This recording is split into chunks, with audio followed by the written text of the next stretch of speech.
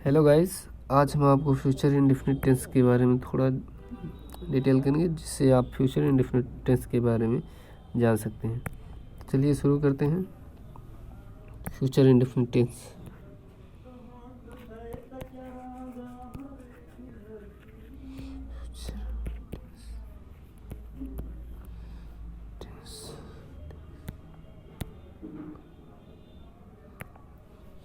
इसमें हम भविष्य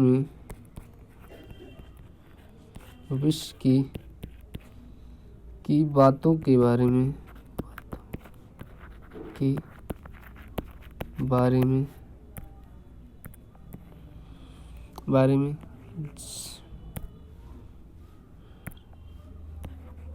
जानने की कोशिश करते हैं।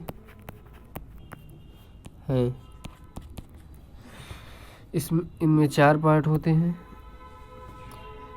इनमें चार पार्ट होते हैं। पहला इंडेफिनिट,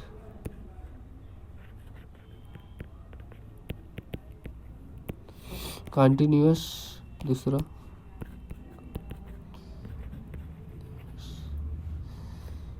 परफेक्ट। चौथा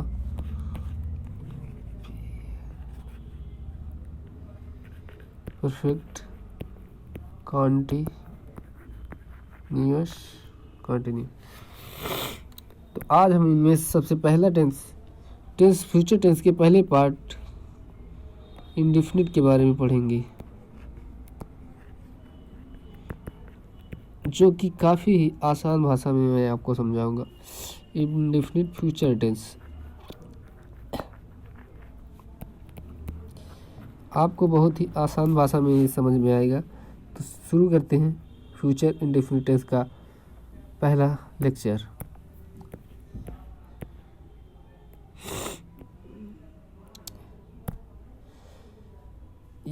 इससे यह बोध होता है कि कोई काम भविष्य काल में सामान्य रूप से होगा। इसकी बनावट इस प्रकार है: यश, शैल प्लस बी। सब्जेक्ट, इसकी बनावट इस प्रकार। इससे यह बोध होता है कि कोई भी काम हम जो करने वाले वो भविष्य काल में होगा, यानी वर्तमान में हम जी रहे हैं और हम भविष्य की चीज़ों के बारे में, कार्य करने के बारे में सोच रहे हैं। तो हम इसका जो स्ट्रक्चर है वो है सब्जेक्ट प्लस शैल या will plus object plus extra word. जैसे कि आप देख पा रहे हैं इनमें। तो इसका पहला उदाहरण, आई शैल प्ले, मैं खेलूँगा। He will do this work, वह यह कार्य करेगा। तो कुछ चीज़ें इसमें जान लेनी चाहिए, जैसे कि शैल, जैसे आई और वी के साथ शैल लगता है, बाकी आल सभी के साथ, इनके अलावा सभी के साथ विल लगता है। कुछ कंडीशनों में हम आई के साथ भी विल का प्रयोग कर सकते हैं। जैसे जब कभी क्षमा, गलती या भूल हो गई हो, तब हम आई और बी के साथ भी विल का प्रयोग करेंगे। आई होप ये समझ में आया होगा। अब हम आगे चलते हैं अगला लेक्चर। इसके एक्सप्रेशन के बारे में समझते हैं। यदि किसी वाक्य में टुमारो आ गया हो, next year, next month, next week इत्यादि शब्दों का प्रयोग किया गया हो जो समय का बोध कराने के लिए हो, तो उस वाक्य को सामान्यतः हम फ्यूचर इंडेफिनिट टेंस में रखते हैं। यानी हम टुमारो जिसके लास्ट में आया हो, next year, next month, next week, यानी नेक्स्ट से जुड़ी चीज़ें या टुमारो से जुड़ी चीज़ें जिन भी वाक्यों में आया हो तो हम उन्हें फ्यूचर इंडेफिनिट टेंस में रखते हैं। उदाहरण देखते हैं, I will take this, I will take his examination next year. और एक बात, विल एक और शैल, इनके साथ हमेशा वर्ब की फर्स्ट फॉर्म का प्रयोग किया जाता है। जैसा कि इनमें दिखा है, ये विल है और ये शैल है।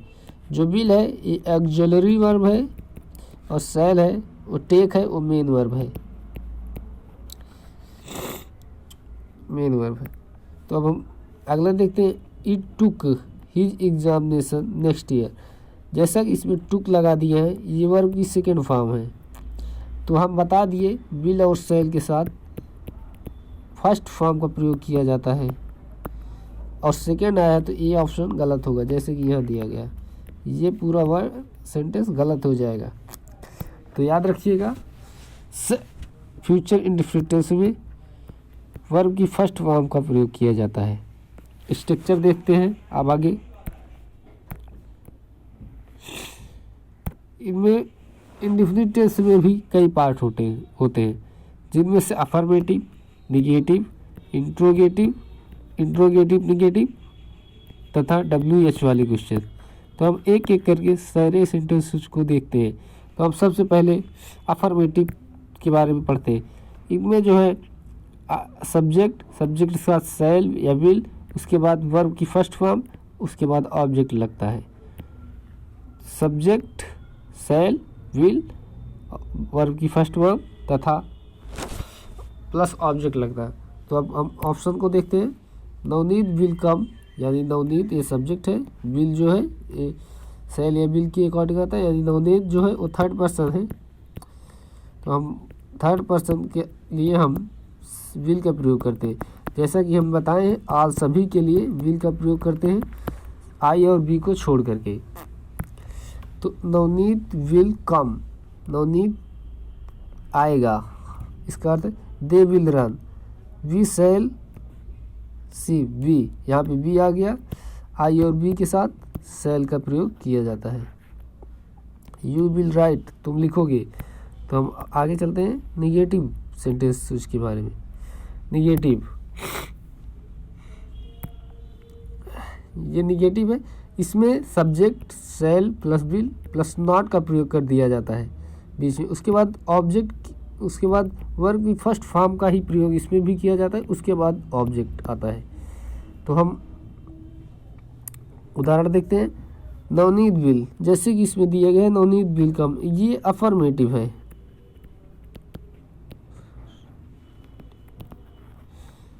और इसमें ये निगेटिव है तो इसमें नॉट लगा दिया गया है, विल नॉट। आगे देखते हैं, they will not come, we shall not sleep, you will write, you will not write. आगे चलते हैं, निगेटिव हम देख चुके हैं।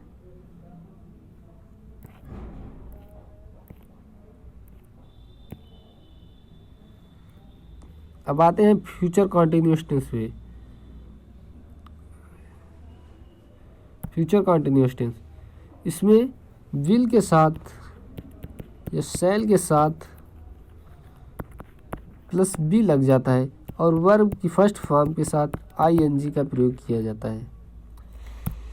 अब हम कुछ चीज़ें आपको डिटेल करते हैं, उसके बाद आगे पढ़ाते हैं। जैसे वर्ब की फर्स्ट फॉर्म, इसमें जो है वर्ब के साथ यस या ES लगता है। वर्ब की सेकेंड फॉर्म पास्ट टेंस में लगती है, यानी पास्ट टेंस में लगने वाली वर्ब की थर्ड फॉर्म ये हैव, हैज या हैड के साथ इसका प्रयोग किया जाता है। और जो वर्ब की फोर्थ फॉर्म है उसे वर्ब की फर्स्ट फॉर्म प्लस ING का रूप दिया जाता है। और वर्ब की फिफ्थ फॉर्म को हुई यस या ES लगा के जो वर्ब बनती है उसे वर्ब की फिफ्थ फॉर्म कहते हैं, यानी वर्ब 5 कहते हैं। आई होप आपको समझ में आ गया होगा। अब हम इसका स्ट्रक्चर देखते हैं। इसमें जो है, इससे बोध होता है कि कोई काम भविष्य काल में जारी रहेगा, यानी रहा है, रही है, ये जो है आप present indefinite tense, present continuous tense में पढ़े होंगे। तो इसी के अकॉर्डिंग यहाँ रहा होगा, रही होंगी, रहे होंगे, ऐसा आ जाएगा। इसमें जो है गा गी गे आ जाएगा। इसमें जो है गा गी और गे वाक्य के लास्ट में आ जाएगा। इससे हम समझ जाएंगे कि ये फ्यूचर का है और कंटिन्यूअस में रहेगा, तो हम जान लेंगे कि फ्यूचर कंटिन्यूअस टेंस का है। तो हम शुरू करते हैं। इसका जो स्ट्रक्चर है उस शैल, विल तथा विल बी के साथ वर्ब की फोर्थ फॉर्म यानी वर्ब की फर्स्ट फॉर्म प्लस आईएनजी, उसके बाद ऑब्जेक्ट आ जाएगा।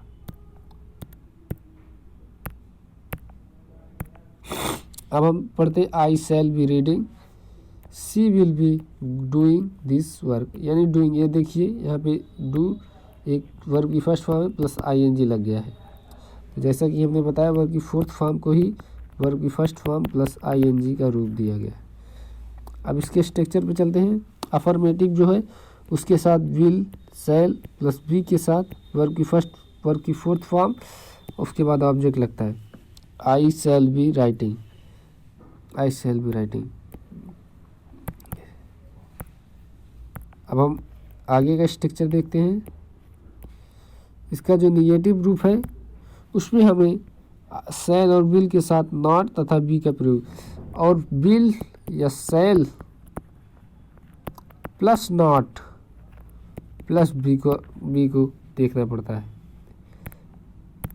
यानी हमारे कहने का मतलब ये है कि जो विल होता है, विल और shall plus not plus be, बीच में नॉट को रखा जाता है। विल शैल और बी के बीच में नॉट को रखा जाता है, इस चीज़ का ध्यान रखिएगा।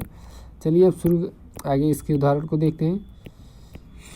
इसमें जो है निगेटिव में shall be not, shell will not B verb की फोर्थ फॉर्म। उसके बाद ऑप्शन पे आते हैं, उदाहरण एग्जाम्पल पे आते हैं। I shall not be writing, we shall not be making a picture, Situ will not be singing, you will not be reading. शेष इसी तरह निगेटिव भी आता है। निगेटिव में हम सेंटेंसेस के शैल तथा विल को सब्जेक्ट के पहले रख देते हैं, दिस इज अ सब्जेक्ट, इसके पहले हम एक्सिलरी वर्ब यानी शैल या विल को रख देते हैं। उसके बाद बी को लगाते हैं, उसके बाद वर्ब की फोर्थ फॉर्म, उसके बाद ऑब्जेक्ट, और लास्ट में क्वेश्चन मार्क का प्रयोग हम करते हैं।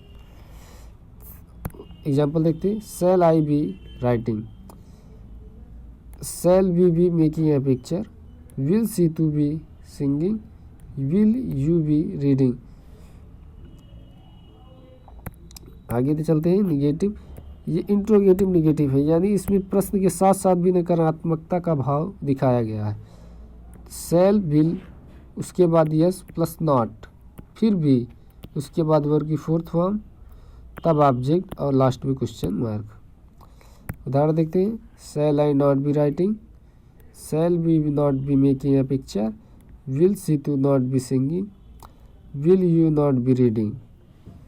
अब इसमें जो हम WH वाले क्वेश्चन हैं उनको भी देख लेते हैं, यानी जो हमें WH टाइप से के क्वेश्चन होते हैं जिन्हें हम प्रश्न पूछने के लिए प्रयोग करते हैं, वो है। तो इसमें WH वाले टाइप जो होते हैं, यानी WH से रिलेटेड जितने भी इंट्रोगेटिव सेंटेंस होते हैं उसमें, उसके बाद इन WH वाले टाइप को लिखने के बाद उसके बाद शैल या विल का प्रयोग करते हैं, फिर सब्जेक्ट, उसके बाद पुनः बी का प्रयोग, तब वर्ब की फोर्थ फॉर्म। इसमें देखिए वेन WH टाइप, यानी इसके WH टाइप मतलब ऐसे वर्ड जिनकी शुरुआत W और H से हुई हो, W या तो H से हुई हो। तो इसमें when shall I be writing, how shall we be making a picture, why will Situ be singing when you will be reading. ये आज के फ्यूचर इंडेफिनिट टेंस के बारे में था। अब एक बार आपको और बता दें, इसके लास्ट में गा, गी, गे आदि शब्द जुड़े रहते हैं, लेकिन हमें हिंदी पर ध्यान न देते हुए हम इसके स्ट्रक्चर को देखते हैं। इसके स्ट्रक्चर में हम सब्जेक्ट प्लस शैल या विल, उसके बाद प्लस वर्ब की फर्स्ट फॉर्म या प्लस ऑब्जेक्ट को देखते हैं। ये इंडेफिनिट टेंस के लिए। और हम सब्जेक्ट प्लस शैल या will plus be plus verb की फोर्थ फॉर्म प्लस ऑब्जेक्ट, ये हम कंटीन्यूअस टेंस में इसका उपयोग करते हैं। हम बाई फ्यूचर इंडेफिनिट टेंस में हम बाई प्लस टाइम जो एक्सप्रेशन होता है,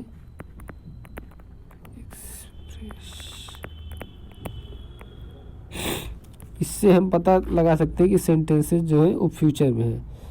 फ्यूचर इंडेफिनिट टेंस को समझने के लिए हमें तो तीन चीज़ें, जैसे उसमें टुमारो दिया गया होगा, नेक्स्ट दिया गया होगा, नेक्स्ट वीक, नेक्स्ट मंथ,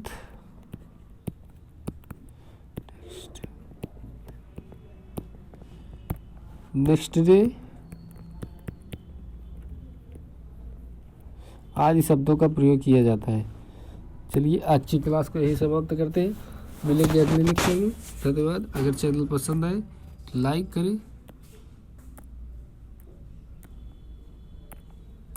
करें, सब्सक्राइब करें, शेयर करें। आपका एक योगदान हमारे लिए अच्छा साबित होगा। धन्यवाद।